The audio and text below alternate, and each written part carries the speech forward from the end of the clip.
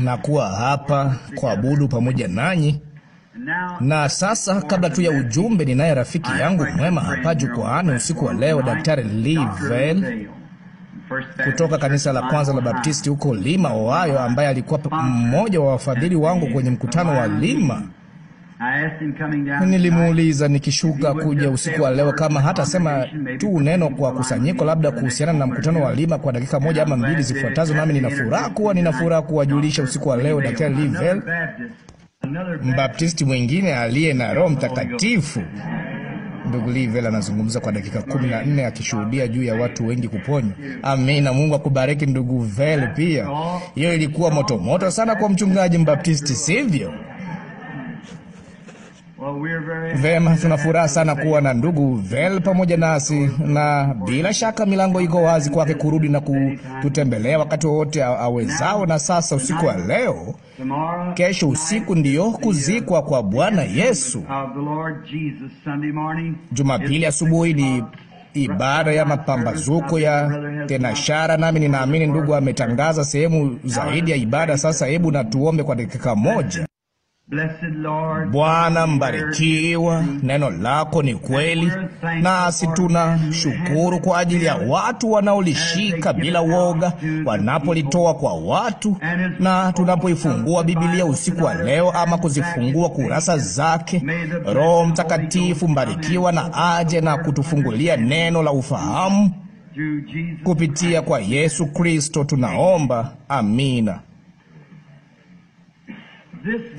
Usiku huu mkuu tunaosherehekea wa kusulubiwa kwa Bwana wetu mbarikiwa, ningependa kusoma usiku wa leo kutoka katika midomo yake mwenyewe ya thamani, maneno ambayo yeye ameandika katika kitabu chake katika Mathayo Mtakatifu mlango wa 4 sisi na kifungu cha 47 na 48 tunasoma hivi: tena mkiwa mkuwa ndugu zenu tu, je, mnafanya nini zaidi ya wengine? Hata watoza ushuru hawafanyi hivyo. Lakini kwa hiyo iweni wakamilifu kama Baba yenu wa mbinguni alivyo mkamilifu. Basi usiku wa leo tulitangaza ya kwamba tutazungumza juu ya somo la ukamilifu. Sasa sisi, hilo linaonekana kama fungu la maneno ya kigeni sana kuchukua kwa usiku wa kusulubiwa kwa Bwana wetu. Lakini leo pengine mmekuwa mkisikiliza redio na kusikia jumbe mbalimbali na wajumbe jinsi walivyoiwasilisha siku hiyo ya kutisha wakati Bwana wetu alipokufa kwa ajili ya dhambi za ulimwengu. Kwa hivyo nimechagua usiku wa leo kuzunguka kwa njia tofauti kulifikia. Kwa hivyo itakuwa tofauti kidogo na inaweza kuwaburudisha kidogo. Roho Mtakatifu mbarikiwa na alivuvie neno sasa tunapofanya juhudi kulileta. Mungu anahitaji ukamilifu. Tunataka kukumbuka hilo, ya kwamba hakuna kitu nusu tu kinachoweza kwenda katika uwepo wa Mungu. Hakina budi kuwa kikamilifu. Ibada yetu, kila kitu. Sasa katika bustani ya Edeni, Mungu alikuwa na Adamu na Hawa katika hiyo bustani. Nao wakafanya dhambi na kuzivunja sheria za Mungu kwa kutenda dhambi, uasi. Basi uasi unapokuja, kutotii ni kuiasi sheria.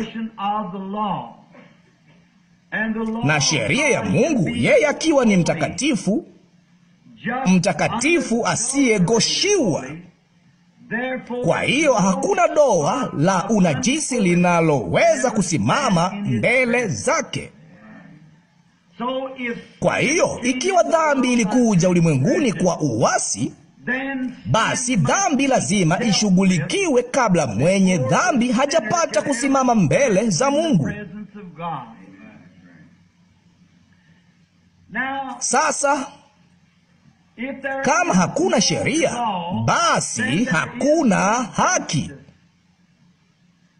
Lakini sheria ilihitaji, au haki inahitaji sheria.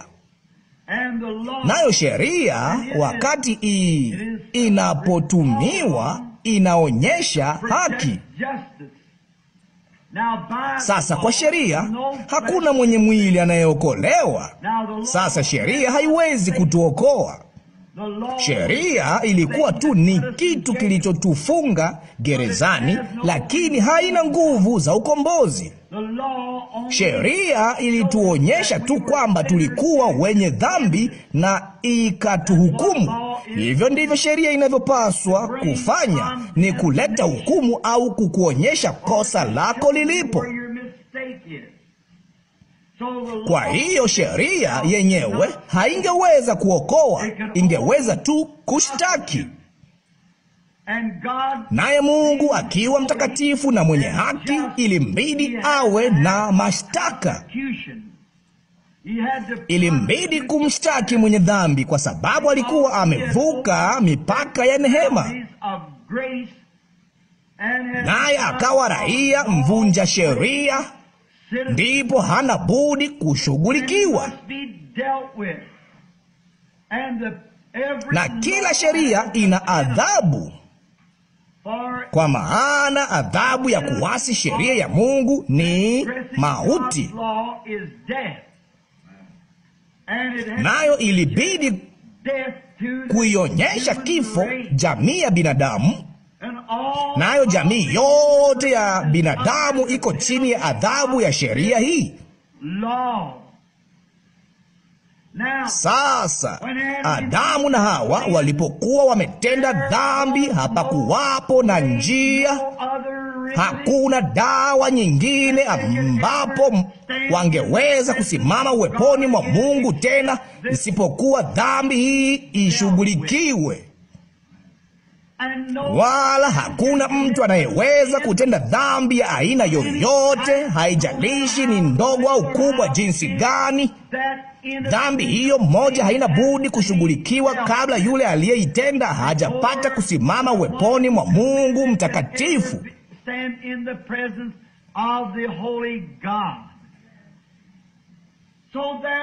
Hivyo basi, Adamu na Hawa walipokuwa wamefanya dhambi na kuvunja sheria, walipasiwa kifo.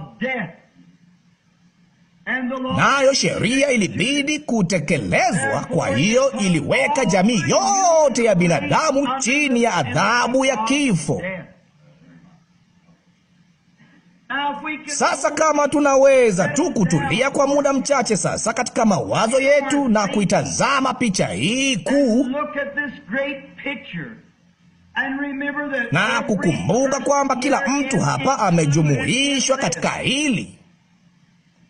Kila mwanamume na mwanamke, mtoto amejumuishwa katika adhabu ya kifo kwa ule uasi wa kiongozi wa jamii ya binadamu, Adamu. Kwa uasi wake, kila mmoja wetu akawa mwathiriwa wa dhambi, nayo dhambi haina budi kushughulikiwa. Na kwa hiyo Mungu katika ukuu wake usio na kikomo na upendo wake mkuu, sheria ilikuwa ya kumtenga mwenye dhambi na muumba wake. Kisha akaangamizwa na kuangamizwa kabisa. Kama kungekuwa na njia kwake kurudi isipokuwa dhambi hiyo ishughulikiwe, basi ingekuwa ni rahisi sana kuamini katika maangamizi kamili ya mwenye dhambi mwishoni, kwa maana ametengwa kabisa milele na uwepo wa Mungu.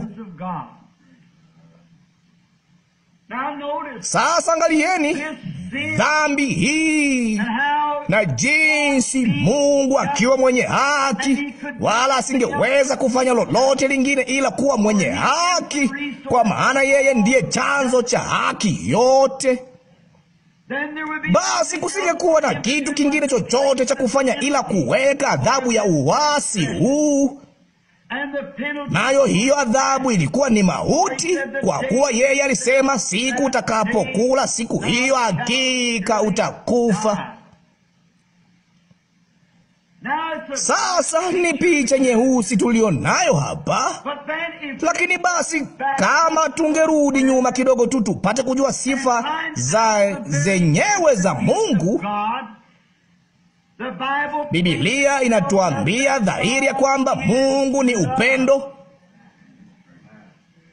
Lakini hata hivyo, akiwa ni upendo, hana budi kuwa mwenye haki. Kwa hiyo upendo haumaanishi kitu tu ambacho kinaweza kudekezwa na kuchezewa. Upendo ni haki ya Mungu. Sasa Mungu alipoona ya kwamba watoto wake walikuwa wameiasi sheria yake na ya kwamba hawana budi kufa kile kifo, basi upendo mkuu uliingia upate kufanya njia. Kwa maana Mungu aliona ya kwamba watoto hawa kweli wataangamia kabisa kabisa, watoke uweponi mwake. Hakukuwako na kitu kingine cha kufanywa, kwa kuwa walikuwa wameivunja sheria yake, na adhabu ya sheria yake ilikuwa ni mauti. Ndipo upendo wa Mungu ukawaendea raia wake. Basi upendo wa kiungu unapoonyeshwa, neema kuu hutoa madhumuni ya upendo. Naye Mungu, kwa kujua tangu zamani alipoipenda sana jamii yake, hata hivyo, pamoja na adhabu, yeye alisababisha kifo cha kibadala kutokea katika bustani ya Edeni. Hiyo ilikuwa, yeye aliweka kibadala cha kiumbe asiye na hatia, maskini mwanakondoo asiyejua dhambi, naye akawa kibadala kutenda kazi na kufa badala ya huyo mwenye dhambi aliye na hatia.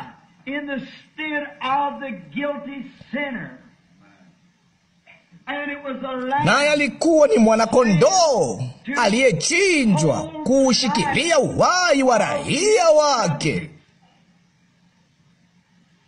Kote katika Agano la Kale walitoa damu ya wana-kondoo na mbuzi, kondoo, mafahali na ndama, kifo kibadala, lakini yote katika uchumi mkuu wa Mungu alikiwazia niani mwake kuja kwa kile kitu halisi ambacho kingekuwa. Hayo yalikuwa ni vivuli vya kile kitu halisi kijacho.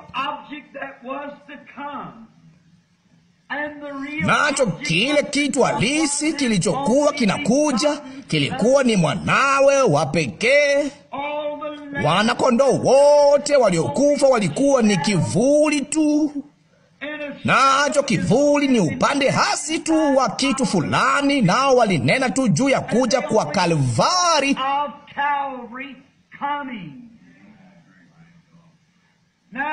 Sasa kwa ajili ya picha ya jambo hili, hebu na tufungue Biblia zetu kwenye kitabu cha Waebrania na tuchukue hapa yale Paulo, yule mtume mashuhuri, akizungumza, akijaribu kutenganisha mambo haya kwa ajili yetu. Katika mlango wa 10 wa kitabu cha Waebrania tunasoma hivi, nami nalipenda tu neno ni kweli.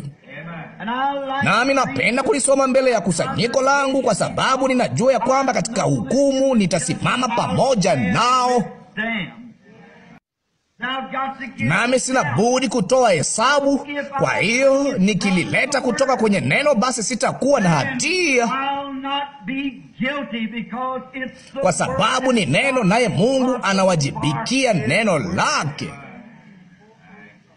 Tunaona mengi sana siku hizi ya wainjilisti na kadhalika wakijenga watu binafsi.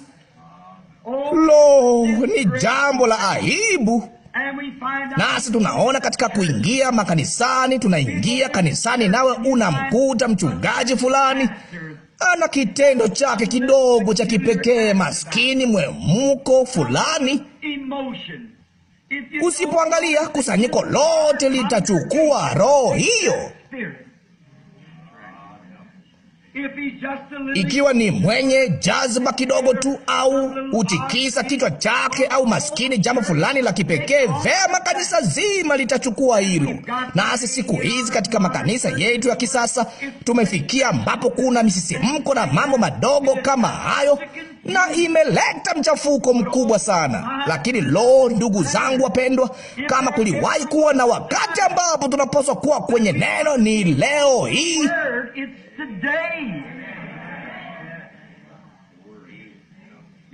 Unaona, ningechukia kusimama kwenye hukumu na kujua ya kwamba nilikuwa na maskini kitu kigeugeu cha maskini ufunuo wa kipekee na kuwapoteza watu. Sitaki wapate roho yangu juu ya matendo yangu, bali ninawataka wawe na roho wa Mungu kwa neno la Mungu linalozaa kweli.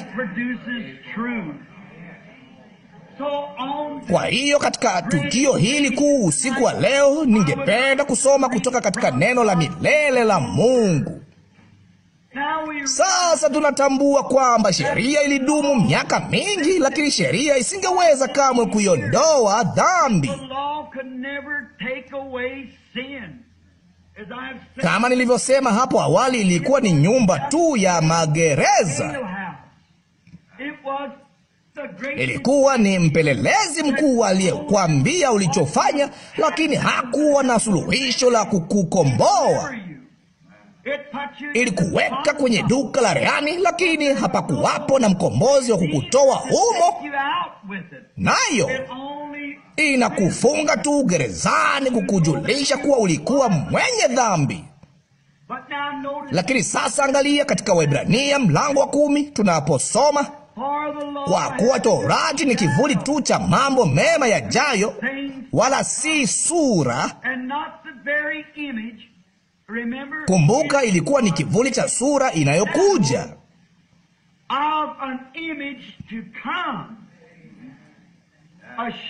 Kivuli hutambulisha tu kwamba kuna sura inayofanya kivuli.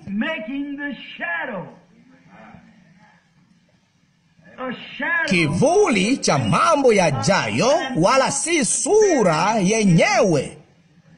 Angalia, ya mambo. Sura yenyewe ya mambo hayo haiwezi kwa dhabihu zile walizozitoa, haiwezi wakati wowote kumkamilisha akaribiaye. Sasa Mungu hapo mwanzo alihitaji ukamilifu.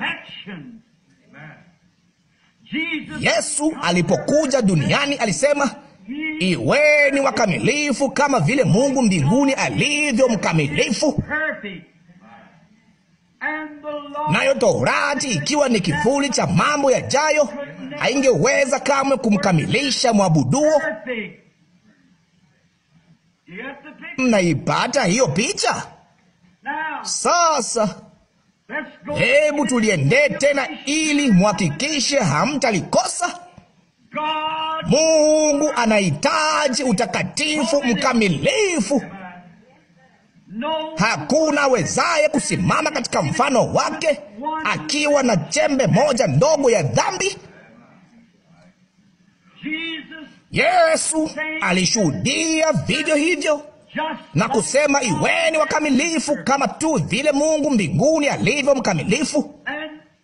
Nayo Biblia ilisema kwamba sheria isingeweza kamwe pamoja na dhabihu zake kumkamilisha akaribiaye.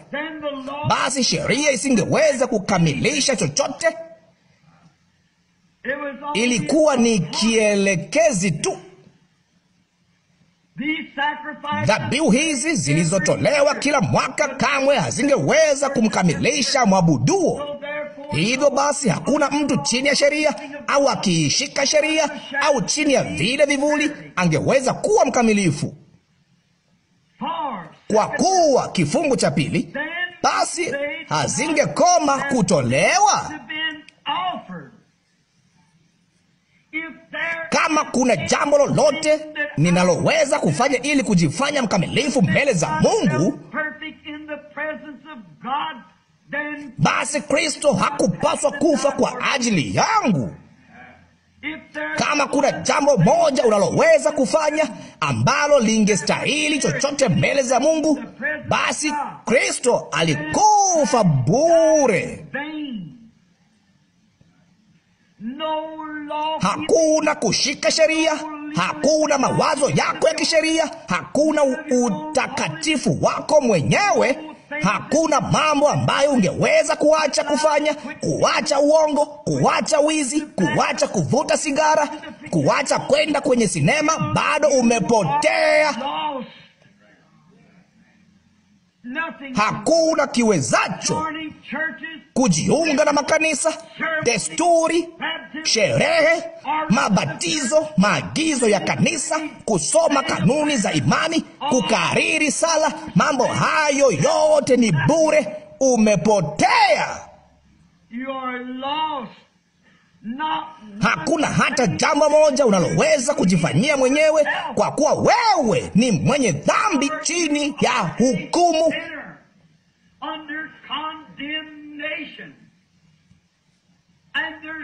Wala hakuna njia yoyote ndani yako, wala kanuni yoyote ya imani, wala chochote unachoweza kufanya ama kuwazia wewe mwenyewe ambacho kinaweza kustahili jambo moja mbele za Mungu. Kwa maana kwanza kabisa wewe ni mwenye dhambi. Nayo Biblia inatangaza ya kwamba sisi sote tulizaliwa katika dhambi, tukaumbika katika uovu, tukaja ulimwenguni tukisema uongo. Wala Mungu asingeweza kumchukua mtu mmoja afe kwa ajili ya mwingine, kwa maana mmoja ana hatia tu kama huyo mwingine.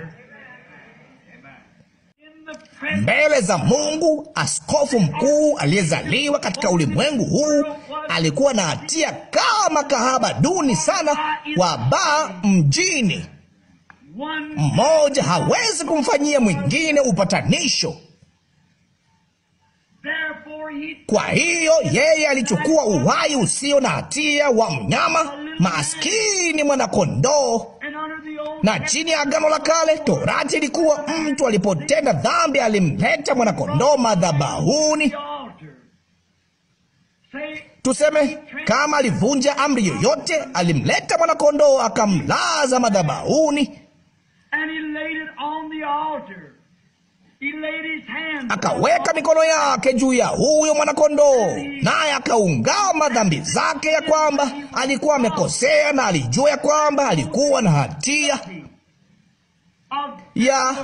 na ilikuwa sheria ilihitaji mauti, naye akamleta mwana-kondoo badala yake. Ndipo wakati yeye koo la maskini mnyama huyo lilikatwa, naye akaanza kurusha maskini mateke yake na kulia. Kama umewahi kuona mwana-kondoo akichinjwa, ni kilio cha kuhuzunisha jinsi gani.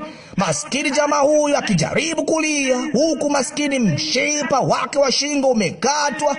Basi anarusha mateke na kutetemeka na akijinyosha, kisha anatetemeka tena na kulia, na damu inabubujika, inaosha maskini sufu yake pamoja na mikono ya mwabuduo. Basi mwabudu anapotambua kwa kufanya uzinzi, kwa kusema uongo, kuiba, hatia yake iwayo yote, ama hata kuwaza maovu, chochote kilichokuwa katika kivuli kilicho kidogo sana, alikuwa na hatia, kwa sababu ilikuwa ni asili yake. Alikuwa mtu mwenye hatia, labda si kwa tamaa, labda kiasili alikuwa na hatia. Naye ilimbidi atambue ya kwamba maskini huyu mwana-kondoo asiye na hatia alikufa mahali pake, naye akamwonea huruma maskini mnyama huyo. Lakini mtu huyo, mara yule mwanakondoo hatimaye alipokufa, akiwa na damu ya huyo mwanakondoo mikononi mwake, aliondoka humo jengoni akiwa na tamaa ile ile moyoni mwake aliyokuwa nayo hapo mwanzo. Kwa nini? Kwa sababu uhai uliokuwa ndani ya maskini huyo mwanakondoo, uhai huwa kwenye damu. Uhai wako uko katika damu yako, tunajua hilo. Nao ule uhai katika damu ya mwanakondoo ulikuwa uhai wa mnyama.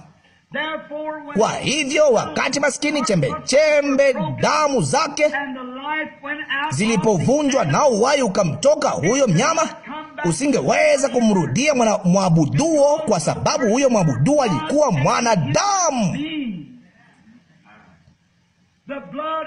Hiyo damu ilifanyika kifuniko, lakini isingeweza kufanya upatanisho mkamilifu, kwa kuwa huyo mtu aliondoka humo jengoni akiwa na tamaa ile ile ya kutenda dhambi kama aliyokuwa nayo mwanzoni.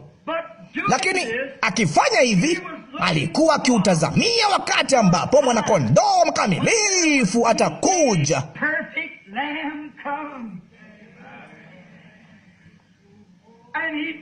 Naye alifanya hivyo juu ya sadaka ya kuteketezwa, kwa maana ndiyo njia pekee aliyoijua. Kwa hiyo unaona, wakati damu ilipokuwa ikimwagika na uhai ukamtoka huyo mnyama, haungeweza kumrudia huyo mtu, kwa kuwa mmoja alikuwa ni mnyama, mmoja alikuwa mwanadamu, mnyama asiye na hatia kwa mtu mwenye hatia. Lakini siku moja, yapata miaka 2000 iliyopita, mwanakondoo wa Mungu alizaliwa katika hori ndogo huko Bethlehem,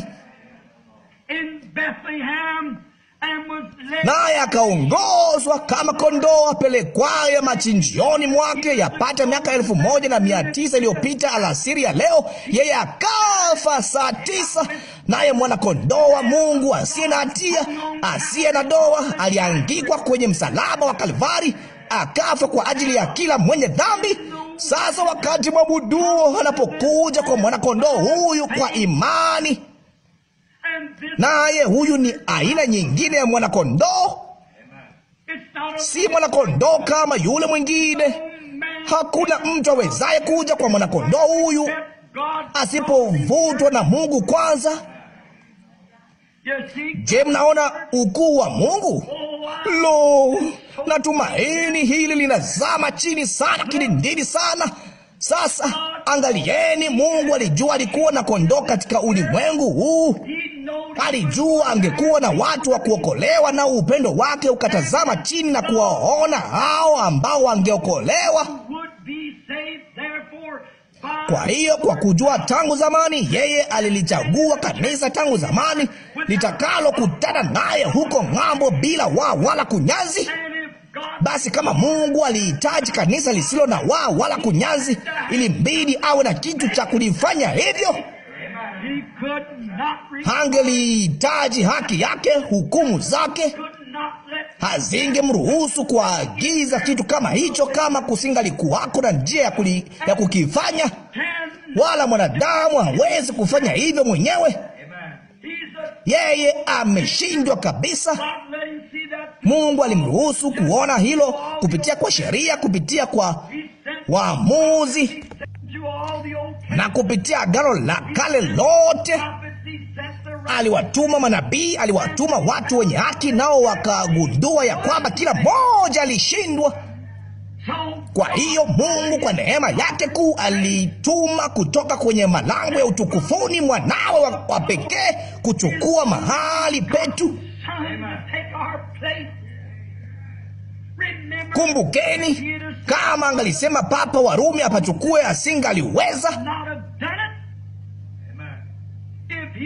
Kama angalisema askofu mkuu wa Canterbury apachukue, asingaliweza.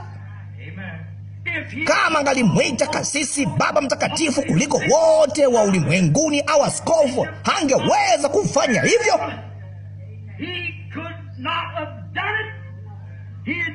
Angalikatiliwa tu kadri Yuda Iskarioti alivyokataliwa. Angeweza kufanya hivyo kwa sababu alizaliwa katika dhambi, akaumbika katika uovu, akaja ulimwenguni akisema uongo, naye alihitaji upatanisho kwa nafsi yake mwenyewe. Haleluya! Lakini akaja mmoja kutoka kwenye malango ya utukufuni, si mwingine, si mwanadamu, si mtu mwema, si Myahudi wala mataifa. Hakuwa chochote pungufu ya Mwenyezi Mungu aliyefichwa katika mwili wa mwanadamu. Alikuja mwenyewe kutoa damu yake mwenyewe, kwa kuwa haikuja kwa kujuana kimwili. Kujuana kimwili hakukuhusika nayo,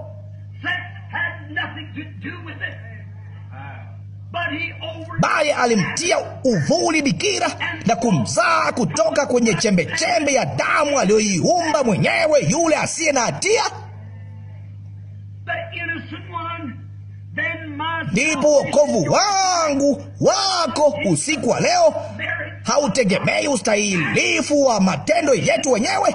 Ulitegemea neema kuu ya hakika ya Mwenyezi Mungu ambaye ametuchagua katika yeye. Hakika kamwe nisingeweza kuwa mkamilifu, wala wewe kamwe usingeweza kuwa mkamilifu, wala hatudai kuwa wakamilifu, lakini tunayo faraja hii moja, ya kwamba imani yetu imetulia juu ya dhabihu kamilifu ambayo tayari imepokelewa. Basi tunajuaje ya kwamba tunapata hiyo? Wakati mwabuduo anapoiweka mikono yake kwa imani juu ya mwili wa Bwana Yesu na kuhisi ile hofu kuu ya dhambi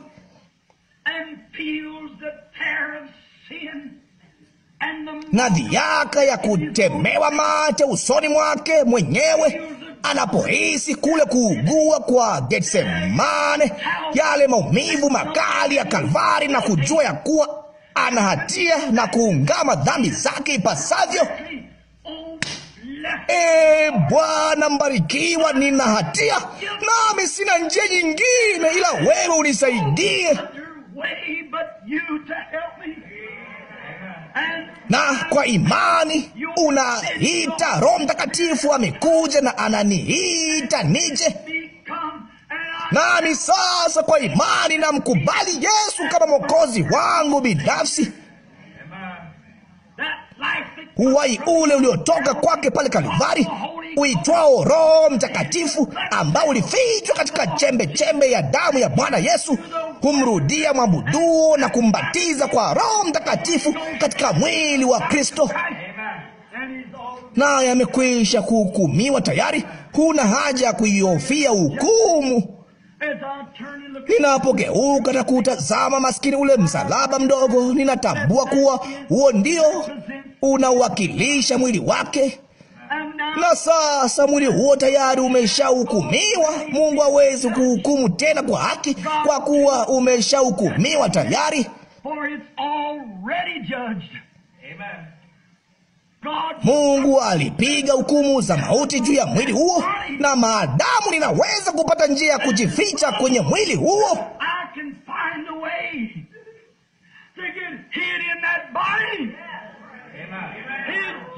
hukumu yake ilipigwa kwa ajili yangu na kwa ajili yako. Tuko huru. Warumi 8:1 ilisema, sasa basi hakuna hukumu ya adhabu juu yao walio katika Kristo Yesu, wasioenenda kwa kufuata mambo ya mwili, bali mambo ya Roho. Haya basi, hakuna hukumu. Sijali kijacho wala kiendacho, umefichwa chini ya damu. Tena tunaingiaje katika mwili huo?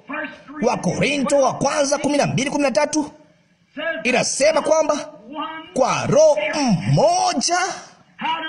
Roho huja vipi? Kupitia kwa sadaka. Roho alikaa wapi? Ndani ya damu. Kwa nini mnyama asingeweza kurudi? Alikuwa ni mnyama. Roho ya mnyama isingeweza kuja kwa roho ya mwanadamu na kuifanyia chochote, kwa sababu roho ya mwanadamu ilikuwa kiwango cha juu cha maisha kuliko mnyama. lakini hakuna roho ya mtu mwingine ingeweza kurudi. Ikiwa una roho ya babu fulani, ni umizimu. Lakini Mungu mwenyewe alikuja kusudi Roho wake mwenyewe, ambaye ndiye kiwango cha juu kabisa cha roho kilichoko, anaweza kurudi kwa mfano wa ubatizo wa Roho Mtakatifu kwa mwabuduo kupitia damu ya Kristo na kumwingiza katika huo mwili. Yuko salama. Tazama, damu ya mafahali na mbuzi isingeweza kufanya kazi kwa kuwa ilikuwa dhaifu. Sasa hebu tuanze kusoma yapata kifungu cha 12. Vema. Damu ya mafahali na mbuzi isingeweza kufanya kazi, wala isingeweza kufanya upatanisho. Tazama, lakini huyu mtu gani? Askofu? La. Papa? La. Lakini huyu alipokwisha kutoa kwa ajili ya dhambi dhabihu moja idumuyo hata milele, aliketi mkono wa kuume wa Mungu.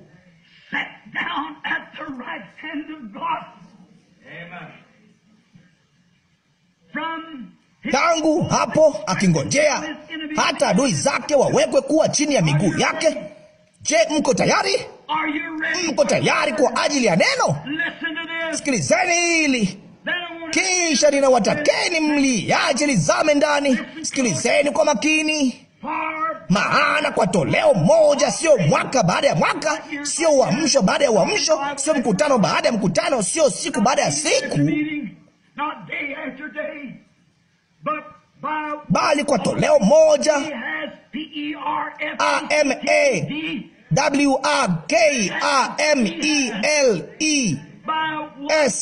AMEWAKAMELESHA, ati wamejikamilisha. Yeye amewakamilisha kwa toleo moja, amewakamilisha. Hayo ndiyo masharti ya Mungu hata milele, hao wanaotakaswa.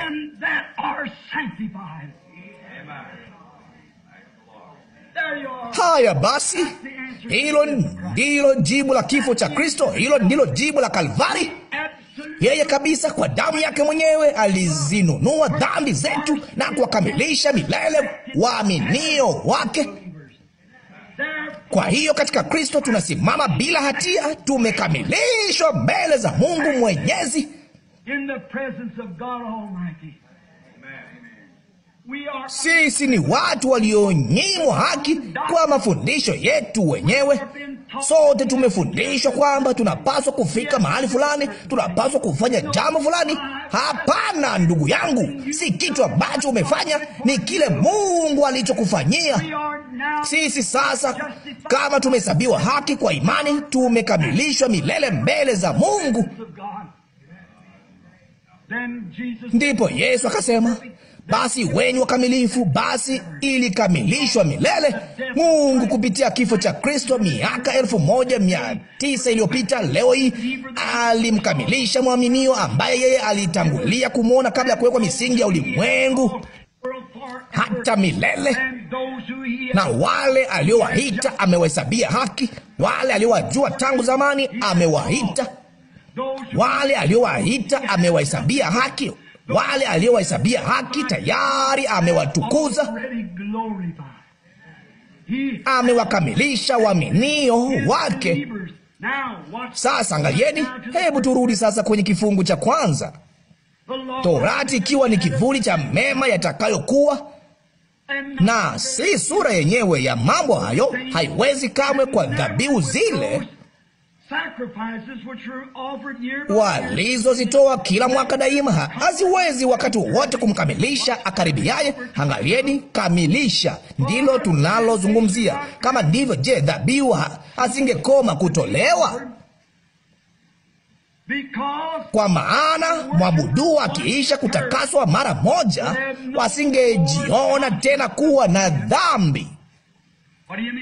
Unamaanisha nini neno kujiona hapo? Na tafsiri sahihi ni shauku. Basi mtu akija mwabuduo kwa usahihi mbele za Kristo, akiona mateso yake, naye anajitolea kwa Kristo na kusema, Bwana Mungu, hakuna kitu ndani yangu kinachoweza kufanya upatanisho, lakini na kutegemea wewe kabisa. ndipo Roho huyo Mtakatifu anapoingia ndani ya moyo wa mwanadamu, swali lenyewe la dhambi linatatuliwa milele, kwa maana kila tamaa ya dhambi imeondolewa kwako. Kwa maana kama Torati ingaliweza kufanya hivyo, dhabihu hizo hazingalikoma. Lakini kwa kuwa haingeweza kufanya hivyo, ilibidi Kristo afe kutufanya wakamilifu. Marafiki, kuna mambo mengi sana ambayo tungeweza kusema usiku wa leo kuhusu ukamilifu. Siku zote tunajaribu kuyang'oa macho ya mtu mwingine, kujifanya watakatifu kidogo tu kuliko wao walivyo. Lakini kama tungaliangalia tu ile picha, ni kwa neema ya Mungu tu kwamba tuko jinsi tulivyo. Hapo wakati fulani uliopita huko Ohio, nilijifunza somo kwa shida.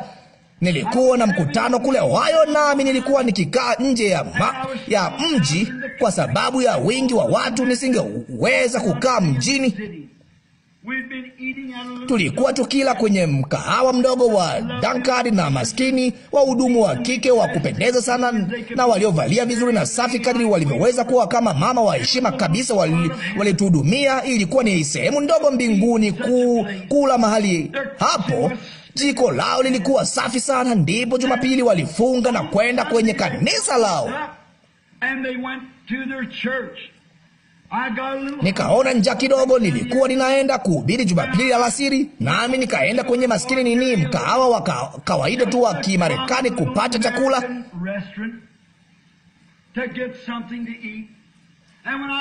Basi nilipoingia mlangoni, nilisikia nini ila mtambo wa kuchezea kamari. Naye mtu wa rika yangu alikuwa amesimama pale, ambaye labda alikuwa ni mtu aliyeoa, amemkumbatia mwanamke kwa mkono wake akicheza kamari ya mashine. Sheria yetu yenyewe, mlinzi wa haki yetu, wa mali zetu, alikuwa amesimama pale akiuka jambo ambalo alipaswa kulinda, kwa sababu ni karamu kucheza kamari, Ohio, kucheza kamari ya mashine.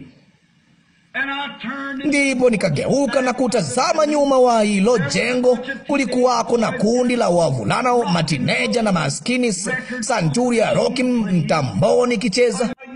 Msichana mdogo yapata umri wa miaka 18 akiwa amevalia nadhifu sana chini ya anatomia yake kama mwanamke, lakini alikuwa amesimama pale na mavazi yake mafupi upande wa mbele, na mmoja wa wavulana hawa ameweka mikono yake juu ya huyo msichana mahali haikustahili kuwa, na wanavuta sigara na kunywa pombe. Ndipo nikawazia, Mungu, unawezaje kulivumilia hili?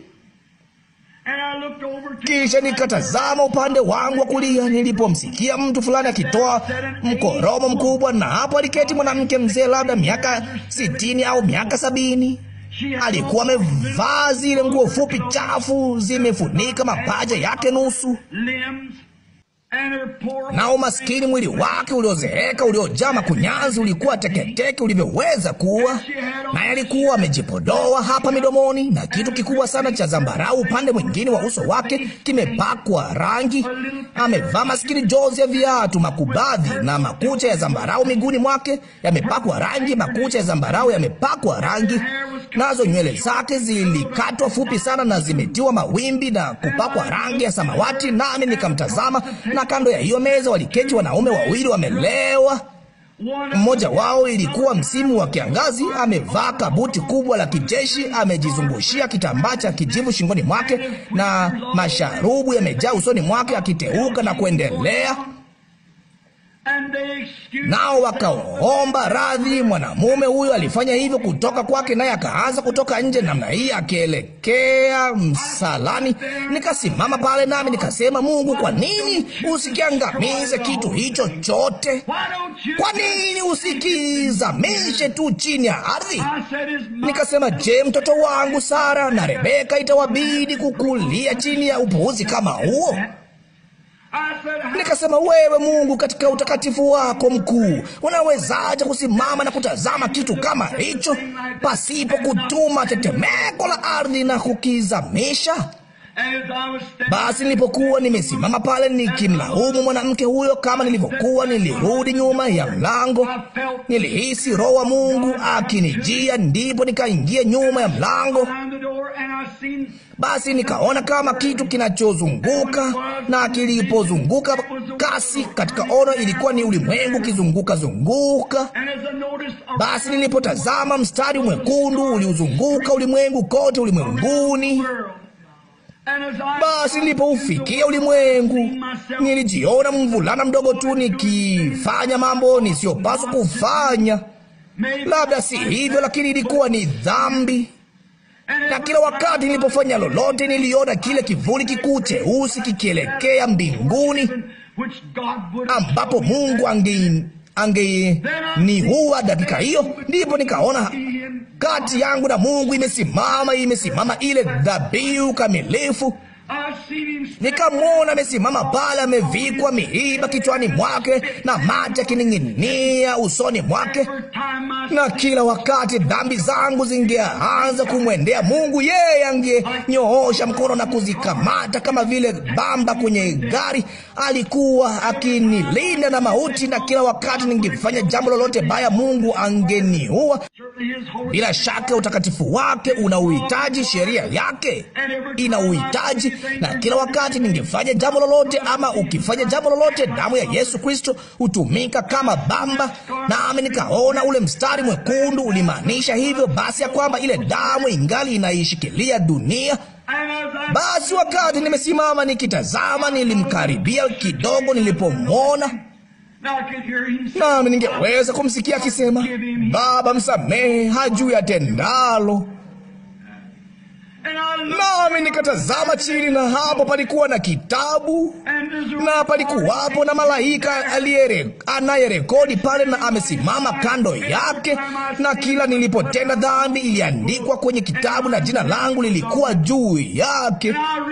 Nami nikatambua kwamba siku moja mimi, huo mchirizo wa damu ungeondolewa, na ingenibidi kusimama mbele za Mungu pamoja na maisha yangu ya dhambi. Lakini niliona kwa rehema zake alikuwa anaizuia hukumu yangu. Nikamwendea kwa unyenyekevu, nilipiga magoti, nikasema, Yesu, ewe mwana wa Mungu, sistahili kuja mbele zako, lakini je, utanisamehe yale niliyofanya? Akaugusa ubavu wake kwa mkono wake, akakitoa kile kitabu cha kale na kuandika, amesamehewa juu yake. Akakitupa nyuma yake, na dhambi zangu zikatoweka. Kisha akanitazama kwa ukali usoni, akasema, sasa nimekusamehe, lakini unataka kumhukumu. Basi nikaona ilivyomaanisha. Nilipokuwa nikitoka kwenye hilo ono, nilimwendea nikasema, hali gani? Alikuwa akinywa pombe. Alinitazama naye akasema, alo. Nikasema, naweza kuketi chini? Akasema, nina mwenzangu. Nikasema, silimaanishi hivyo mama, ninataka tu kuzungumza nawe kwa dakika moja. Akasema, keti. Nami nikasema, mama, dakika chache tu zilizopita, nikisimama kule nyuma ya mlango ule, nikaanza kumwambia. Basi nilipoanza kutazama, machozi yakaanza kutiririka kwenye mashavu yake, naye akaniambia. Nikasema, mama, umaanisha kufanya mambo haya? Yesu alikufa na hukumu za Mungu zimezuiliwa na damu yake. Humanishi kufanya hivi? Naye akasema, hapana Bwana. Akasema, baba yangu alikuwa shemasi kanisani, nililelewa katika nyumba ya Kikristo. Mimi na mume wangu tulikuwa wafuasi waanzilishi na tuliishi maisha ya Kikristo. Akaanza kuniambia baada ya kifo chake alikuwa na wasichana wawili wadogo, naye akapotoka, na jinsi hao wasichana walivyokuwa wamemwacha, naye alikuwa ameyatupilia mbali maisha yake, na alifikiri hapakuwapo na tumaini tena kwake. Lakini nikasema, Mungu mrehemu, wale aliowajua tangu zamani amewaita. Akasema, kwani wewe ni kasisi Branham kutoka kule chini? Nikasema, ndimi. Akasema, ninajionea aibu kuketi hapa namna hii. Akasema, unafikiri kunaweza kuwako na nafasi kwa ajili yangu? Nikasema, Yesu amenyoosha mikono yake akikungojea wewe uje mama. Ndipo hao watu wengine wakaanza kukaribia, nami nikasema, je, unaweza kujongea hapa sakafuni pamoja nami? Akasema, nitafanya hivyo Bwana. Nikamshika mkono nikasema, wewe ni karibu umri wa mama yangu. Je, unaweza kupiga magoti hapa pamoja nami sakafuni? Na hapo sakafuni tuliposambaratisha mahali hapo alasiri hiyo kuwa mkutano wa mtindo wa kale, ndipo Mungu akamwokoa mwanamke huyo kwa neema yake.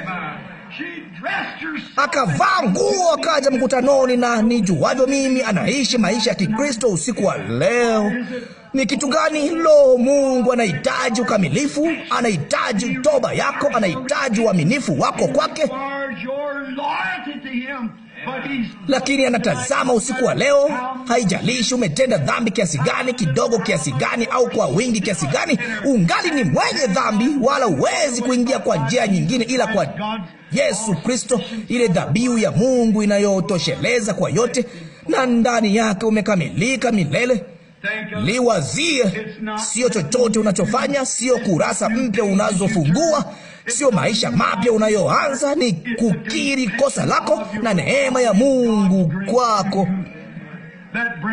Hiyo inakuleta kwenye ukamilifu. Ndipo umekamilika katika Yesu Kristo. Ninatumaini usiku wa leo, rafiki yangu, wakati tukiwa hapa katika wakati huu muhimu sasa, wakati maamuzi hayana budi kufanywa baada ya kusikia hadithi hii. Huenda hujawahi kuisikia hapo awali, lakini huwezi kutoka nje ya moja ya milango hiyo mtu yule uliyeingia. Huna budi kutoka ukiwa bora ama mbaya zaidi. Basi tunapoinamisha vichwa vyetu kwa muda kidogo, ninawatakeni mfikirie sana juu yake.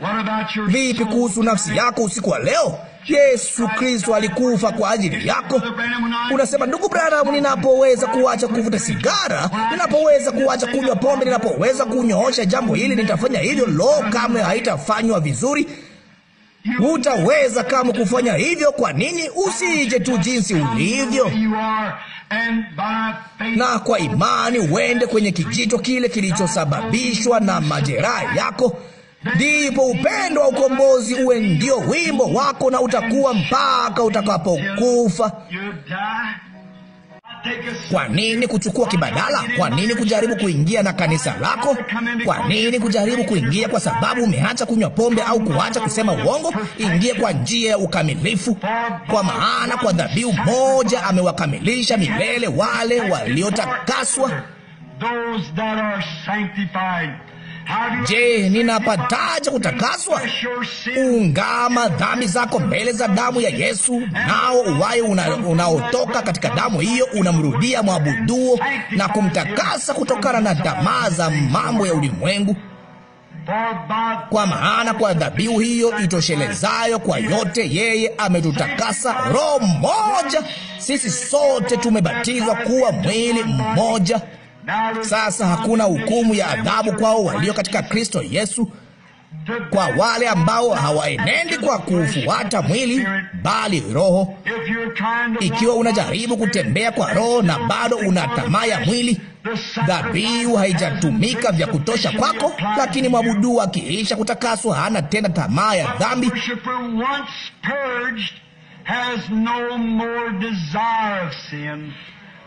Hiyo ilikuwa ni Kalvari, sio mahali pa kuuzia maua au mahali padogo pa kufanya hiki au kile.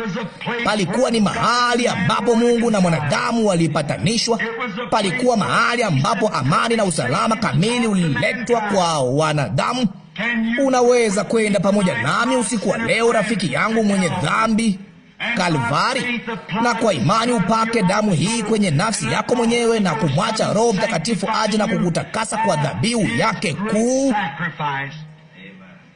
Kabla hatujaomba, unaweza kuinua mkono wako kwa Mungu na kusema, unirehemu Mungu, sasa naungama dhambi zangu zote katika usiku huu wa Ijumaa Kuu, nami ninayathamini mateso makuu ambayo Kristo alinifanyia.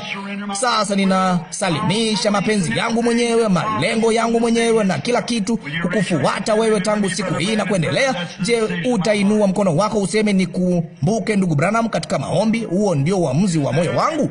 Je, kuna yeyote usiku huu mkuu tunapongojea kwa muda kidogo tu?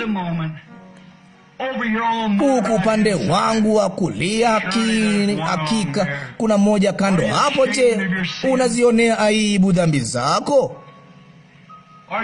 Je, unaona aibu kwa yale uliofanya? Ulimwengu usiku wa leo unatafuta mashujaa, na una mashujaa, tukizungumza kimwili.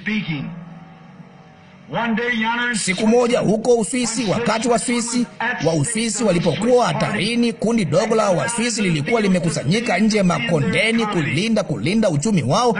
Hilo jeshi kubwa la uvamizi lilikuwa kubwa mno kwao. Wote walikuwa wamefunzwa, walikuwa na mkuki mikubwa na ngao. Hao Waswisi wasingeweza kufanya lolote ila kukata tamaa. Walizingirwa nyuma ya mlima, ndipo akatokea shujaa. Ilibidi mtu fulani afe, na kama wakishindwa vita, hawakuwa na chochote ila visu vikukuu vya mundu na mawe, fimbo za kupiga nazo vita, huku jeshi vamizi likionekana kama ukuta wa matofali. Kama wangeshikwa mateka, maskini wake zao wapendwa wangebakwa, wasichana wao wachanga wangebakwa, watoto wao wachanga wangeuawa, vichwa vyao vingepasuliwa, nyumba zao zingetoweka, kila kitu kingepotea. Basi kulikuwa na mtu ambaye jina lake usaulika haraka sana, aitwaye Arnold von Wilkenried. Akajitokeza akasema, watu wa Uswisi, leo hii natoa maisha yangu kwa ajili ya Uswisi. Akasema, ng'ambo tu ya mlima ule kuna nyumba ndogo nyeupe, nina mke na watoto 3 wanaoningojea, lakini hawataniona tena, kwa maana leo hii nayatoa maisha yangu kwa ajili ya Uswisi. Wakasema, utafanya nini Arnold von Wilkenried? Akasema, nifuateni na mfanye vizuri sana mwezavyo na chochote mlicho nacho. Ndipo akaliangalia lile jeshi mpaka akaona ambapo mikuki iliposhikamana sana. Basi akatupa mikono yake hewani, akakimbia kuelekea ukuta huo mkubwa wa matofali ya mikuki na kupiga mayowe, simile uhuru uingie, simile uhuru uingie. Mikuki 100 ikageuzwa ili kulikabili shambulizi lake. Akapanua mikono yake na kuielekeza kwenye kifua chake mwenyewe, ambayo ilimkandamiza chini, naye akafa nchani mwa mikuki hiyo. Waswisi hao wakamfuata kwa marungu na fimbo. Onyesho hilo kuu la ushujaa lililishinda jeshi hilo kabisa, mpaka hawa Waswisi wakawapiga na kuwafukuza nchini, nao hawajawahi kuwa na vita kuanzia siku hiyo tangu. Hebu simama Uswisi na utaje jina la Arnold von Wilkenried, utaona machozi yakitiririka kwenye mashavu yao. Kwa nini? Aliokoa nchi yao. Hilo lilikuwa ni tendo kuu la shujaa, linalinganishwa kwa nadra, wala kamwe alijazidiwa humu duniani. Lakini lilikuwa jambo dogo kwa kile kilichotokea siku moja, wakati jamii ya Adamu waliposimama, pepo wachafu wakiingia kutoka kila upande. Manabii walikuwa wameshindwa, sheria ilikuwa imeshindwa, dhabihu za fahali na wanakondoo zilikuwa zimeshindwa, asili ya mwanadamu ilikuwa imeshindwa, kila kitu. Nayo maskini jamii ya Adamu ikasimama, imeshindwa kwa wingi na mashetani, ushirikina, maradhi, magonjwa. Kulikuwa na mtu aliyetoka mbinguni na kusema, leo hii nitakufa kwa ajili ya jamii ya Adamu. Alikuja duniani na akafanyika mwili. Alitazama moja kwa moja chini katikati ambapo mikuki ilishikana sana. Hofu iliyo nyeusi sana ya mwanadamu ilikuwa ni kifo, naye akayachukua mauti kifuani mwake, na pale Kalvari akailipia dhabihu na kupiga mayowe, simile uhuru uingie. Naye analipigia kelele kanisa lake, chukueni hii niliyowaachia, damu yangu na roho yangu, na kupigana na kila mlicho nacho. Tunaweza kushinda usiku wa leo kupitia hilo, rafiki. Unaweza kumfukuza shetani kutoka kwako. Kila adui wa kale aliye maishani mwako anaweza kufukuzwa kwa damu na roho wa Kristo, nawe unaweza kusimama mkamilifu katika uwepo wake. Kristo alifanya njia.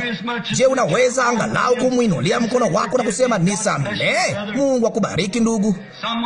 Mtu mwingine, unirehemu Mungu, sasa nakiri makosa yangu. Je, kuna baadhi ya washiriki wa kanisa vuguvugu wanaoenda kanisani kila siku na labda kujaribu kuwa wataua wawezavyo kuwa, Lakini hata hivyo, unajua kwamba hasira na kutojali na ubinafsi, tabia zinazokukandamiza chini, hata huna ushindi. Je, ungetaka kusafishwa kwa damu usiku wa leo kutokana na hayo yote? Kwa kuwa mwabudu akiisha kutakaswa mara moja hana dhamiri tena.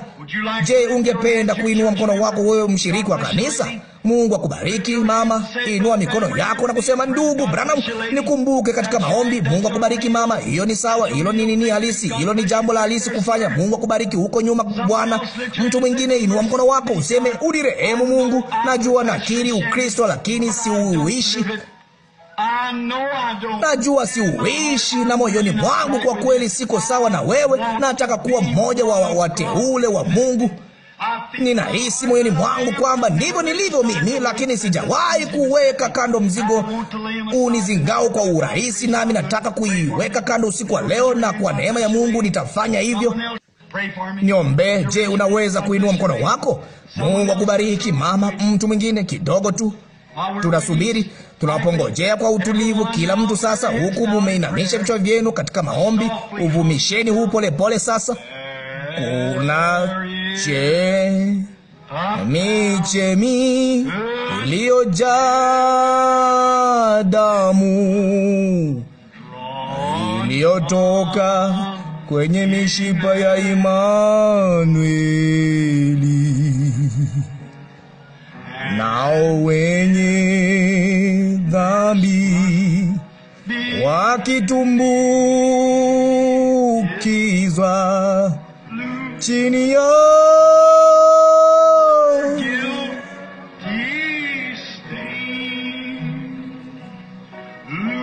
upoteza doa lao lote la hatia upoteza. Je, si uliwazie tena hivi sasa?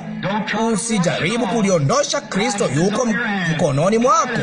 Pilato alijaribu asubuhi ya leo yapata saa 12, lakini mikono yake bado imejaa damu, ina hatia na imejaa damu. Unajua kilichompata? Alienda Uswisi miaka mingi baadaye, akarukwa na akili, akajitumbukiza katika dimbwi la maji, akafa.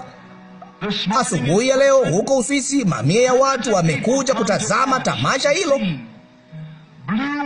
Maji ya samawati huchemka kutoka chini ya shimo hilo kubwa la maji. Yanafanya hivyo kila mwaka. Ni hadithi ya zamani. Wanasema kwamba Mungu aliyakataza maji kuisafisha mikono yake. Ndugu, haijalishi umebatizwa mara ngapi, chochote unachojaribu kufanya, hakuna kitu kitakachoisafisha mikono yako ila damu ya Kristo. Mungu aliyakataa, nayo hayo maji ya samawati baada ya miaka 2000 karibu hivyo bado yanachemka. Mungu anayakataza.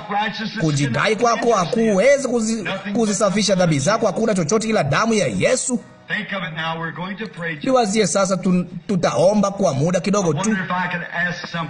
Sijui kama ningeweza kuuliza kitu fulani usiku wa leo, aliposimama pale kwenye ukumbi wa hukumu wa Pilato asubuhi ya leo na kusema, kama ufalme wangu ulikuwa wa ulimwengu huu, ningeweza kuongea na Baba yangu, na mara moja angenitumia mimi majeshi 12 ya malaika. Wakati mmoja wao angeweza kuangamiza ulimwengu. Ningeongea naye na majeshi 12 ya malaika wangekuwa chini ya mamlaka yangu. Angeweza kufanya hivyo, bali alisimama pale mpole na mnyenyekevu kuyachukua mauti yako na kuzichukua dhambi zako.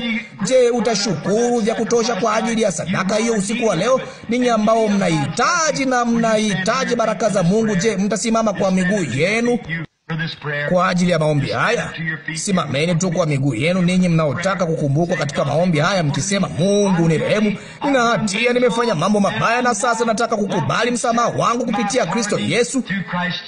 Je, utakuja kwa miguu yako kwenye wakati huu tu? Mungu akubariki, ewe msichana. Huo ni ujasiri. Endelea tu kusimama hapo. Je, unataka kuniambia uliinua mkono wako alafu una uaminifu wa kutosha kusimama kwa miguu yako? Je, Injili imewahi kukufanyia uzuri gani? Lo, kuiga mambo namna hii, kumchezea Mungu. Saa imekaribia. Moja siku hizi bomu la atomiki litapiga hapa mahali fulani, katika moja ya hivi viwanda vikubwa vya baruti. Hakutakuwa kuna hata sekunde moja ya kuliwazia. Itakuwa imechelewa sana wakati huo, na labda kabla ya Pasaka ijayo au hata Pasaka hii. Hivi hutasimama sasa useme, Mungu unirehemu mimi mwenye dhambi. Sasa ninamkubali Kristo kwa kujitoa mwenyewe kama upatanisho wa dhambi zangu, na kwa neema yake na neema yake pekee ninakaa katika uwepo wa Mungu. Je, utakiri kosa lako? Atakayeficha dhambi zake hatafanikiwa. Anayeungama dhambi yake ana rehema. Ni juu yako, anatazama.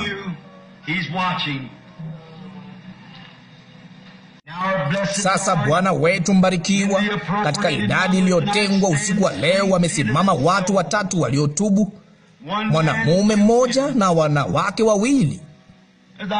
Ninapowazia Bwana juu ya Kalvari, wakati aliyekuwa upande mmoja alisema, Bwana nikumbuke utakapokuja katika ufalme wako. Yule mwingine akasema, ikiwa wewe ndiwe, hebu tuone muujiza, tuondoe msalabani na ujokoe mwenyewe. Naye huyo mwingine akasema, Mungu unirehemu.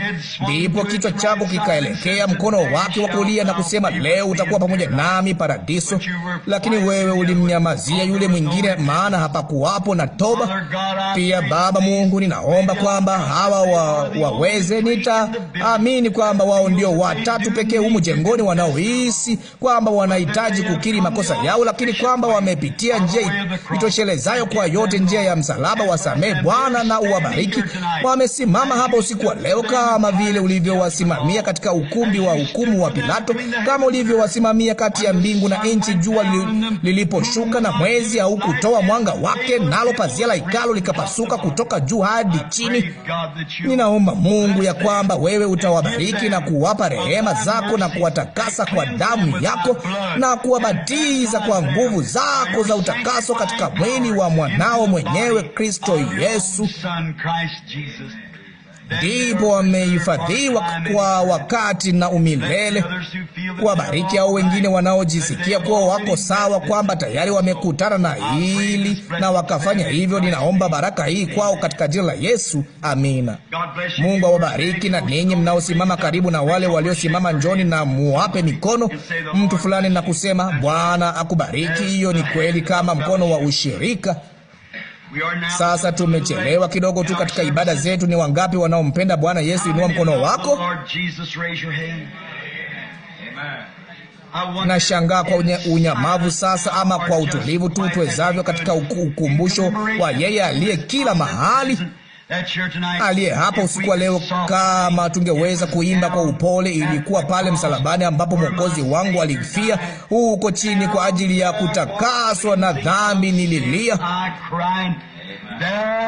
Pale moyoni mwangu ulipotimiza masharti, ukaweka mikono yako juu yake. Hapo moyoni mwangu ilipakwa damu. Lo, utukufu kwa jina lake. Hebu na tuimbe kwa upole sasa, tunapomwinamishia vichwa vyetu. Pale msalabani alipofia Mwokozi wangu, uko chini kwa ajili ya kutakaswa na dhambi nililia. Hapo damu ilipakwa moyoni mwangu. Utukufu kwa jina lake. Utukufu kwa jina lake. Jina lake la thamani. Utukufu kwa jina lake la thamani. Hapo damu ilipakwa moyoni mwangu. Utukufu kwa jina lake. Sasa kimya kimya, huku vichwa vyenu vimeinamishwa, ninyi mliokoka semeni, lo, inua mkono wako sasa. Lo, chemi chemi ya thamani inayookoa kutoka dhambini. Nimefurahi sana, nimeingia ndani. Hapo Yesu uniokoa na kuniweka safi. Utukufu kwa jina lake, utukufu kwa jina lake la thamani, utukufu kwa jina lake la thamani. Hapo damu ilipakwa moyoni mwangu, utukufu kwa jina lake. Sasa mikono yenu ikiwa chini, vichwa vyenu vimeinamishwa. Niliwaza tu mtu alipiga simu muda mfupi uliopita na kusema mtu fulani alitaka kukumbuka usiku wa leo katika maombi kwa ajili ya mwili wao. Hawangeweza kurudi kwenye mkutano wa Jumapili usiku kwa ajili ya ibada kuu ya uponyaji. Je, mnaweza kusimama kwa miguu yenu ninyi mnaotaka kukumbukwa katika maombi hayo sasa hivi? Damu ilipakwa moyoni mwangu, utukufu kwa jina lake, utukufu kwa jina la. Sasa huku mmevinamisha vichwa vyenu. Alijeruhiwa kwa makosa yako, akachubuliwa kwa maovu yako. Adhabu ya amani yako ilikuwa juu yake, na kwa kupigwa kwake uliponywa. And with his stripes you were healed. Utukufu kwa jina lake. Sasa Baba mbarikiwa, tunapokaribia msalabani kwa unyenyekevu sana hivi, ambapo neema na rehema zilinipata. Hapo nyota ing'ayo ya asubuhi inaangazia miale yake karibu nami. Hawa wagonjwa wamesimama katika uwepo wako. Wanaamini sasa hivi ya kwamba kwa imani wanautazama ule mgongo uliovuliwa nguo kule, na kwa kupigwa kwake sisi tuliponywa. Baba mtakatifu kuliko wote, tunakuja tukiungama imani yetu, tukiamini kwamba unaiponya miili yetu iliyo migonjwa kupitia yale mateso makuu ya Bwana Yesu. Nasi tunatoa kwa ajili ya watu hawa wanaosimama maombi ya imani ambayo uliahidi yangewaokoa wagonjwa. Nasi pamoja kama kundi la waumini wako usiku wa leo, ulisema walipo wawili au watatu wamekusanyika, nitakuwa katikati yao. Na tunawaombea rehema, kwamba neema yako iguse nafsi zao za ndani sana, kwamba kitu fulani kitatia nanga kwa kilindi sana, hata watajua ya kwamba Kristo yuko hapa na amesema nao, akisema, mtoto wangu, nimeupeleka ugonjwa wako pale Kalvari. Sasa nitwikeni tu fadhaa zenu zote, kwa maana mimi hujishughulisha sana na mambo yenu. Najalia waponywe kwa kila chembe, kwa kuwa tunaomba katika jina la Yesu. Amina. Na wanapoketi sasa, mtu fulani aliye karibu nao waweke mikono mtu aliyekuwa akiwaombea. Biblia ilisema wataweka mikono yao juu ya wagonjwa watapata afya. Bwana abariki. Kama sijakosea, si ninamtazama yule mtu aliyeponywa hapa siku chache zilizopita, ama Jumapili kadha zilizopita, ambaye alikuwa kiziwi au kitu fulani masikioni. Naona ukifurahia mkutano usiku wa leo. Unanisikia vizuri sasa? Hilo ni zuri ajabu. Simama tu kwa miguu yako kwa muda kidogo. Ni wangapi wanamkumbuka akiwa hapa, naye alipitia kwenye mstari wa maombi akamrudisha jukwaani, naye Bwana akamponya na kumfanya mzima. Bwana atukuzwe. Asante ndugu kwa ushuhuda wako. Ingeweza kupitia kwa dazani kadhaa, lakini yeye si ni wa ajabu. Sasa tunataka kuwaona kesho usiku mapema, na kisha Jumapili asubuhi mapema, Jumapili alasiri, na iwapo mnaweza kurudi kwa ibada ya uponyaji Jumapili usiku. Hata tutakapokutana, naomba tusimame na kuimba wimbo wetu wa kufumukana, peleka jina la Yesu. Peleka jina la Yesu, mtoto wa huzuni na majonzi. Vitani ni furaha na faraja. Geuka moja kwa moja na upeane mikono sasa na kila mtu. Peleka kila uendako. Jina la thamani. Geuka moja kwa moja na kupeana mikono. Lo, ni tamu jinsi gani! Tumaini la duniani na furaha ya mbinguni. Jina la thamani, jina la thamani. Lo, ni tamu jinsi gani! Tumaini la duniani na furaha ya mbinguni. Sasa angalia huku, tukilinamia jina la Yesu, tukisujudu miguuni pake. Tutamvika taji mbinguni kama mfalme wa wafalme, safari yetu itakapokamilika.